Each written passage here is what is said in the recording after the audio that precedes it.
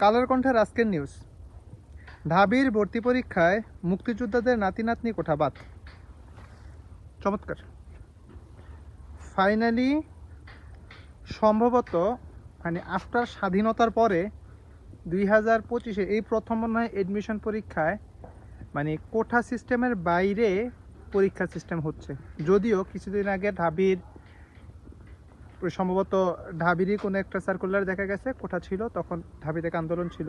এবং মেডিকেলেও তো আমরা এবার এমনও দেখলাম যে 40.5 পেয়ে একজন স্টুডেন্ট সে মেডিকেলে সিট পাচ্ছে, আরেকটা ছেলে 75 পেয়েও মেডিকেলে সিট পাচ্ছে না, স্রেফ শুধুমাত্র কোঠার জন্য।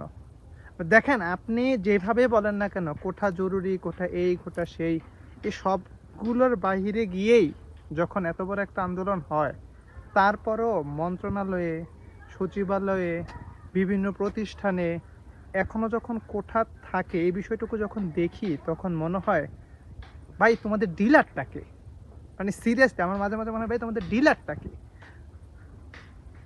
এগুলো কি ম্যান? কোঠা থাকতে হবে, কোঠা নাই, কোঠা বিষয়টুকু আসলে কেন আসে, এটা আমি পার্সোনালি আমার নিজের অবজারভেশনে যেটা মনে হয় যে আপনি দেখবেন ম্যাক্সিমাম ক্ষেত্রে এই কোঠাগুলো রাখার পক্ষে কারা, যাদের ব্যাকগ্রাউন্ডে কেউ না কেউ কোনো না কোনোভাবে হয় সে চাকরিতে কোঠা দিয়ে আসছে, অথবা সে বর্তমানে যেই ইনস্টিটিউটে কোনো না কোনোভাবে প্রাতিষ্ঠানিকভাবে সে আসে সেটাতে কোনো না কোনোভাবে সে লবিং বা কোঠা দিয়ে আসে, এবং সে চায় এই জিনিসটা যাতে আমি ব্যবহার করছি আমার পরবর্তী জেনারেশনও ব্যবহার করুক। এটা একটা সুবিধা। ওই যে 40 পাইলেই মেডিকেলে সিট, 75 পাইও মেডিকেলে সিট নেই, এই সিস্টেমগুলো একদম টোটালি বন্ধ হয়ে যাওয়া উচিত। ফাইনালি ঢাবি থেকে যেহেতু এই জিনিসটা বন্ধ করা হয়েছে, আশা করি এখন আর খুব বেশি বাংলাদেশে এটা আর খুব বেশি থাকবেও না। বিষয়টা দেখে খুব ভালো লাগলো, আমার ব্যক্তিগতভাবে ভালো লাগছে, একজন জনতা হিসেবে ভালো লাগছে।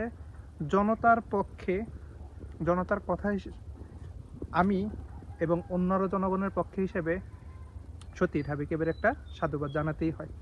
এবং এই কোঠা মুক্ত একটা সত্যিকার হচ্ছে সুন্দর একটা সিস্টেম হোক। বাংলাদেশ আগে যাক নিজস্ব মেধা দিয়ে, চিন্তা দিয়ে, সৃজনশীলতা দিয়ে, যুক্তি দিয়ে। ধন্যবাদ সবাইকে। আসসালামু আলাইকুম।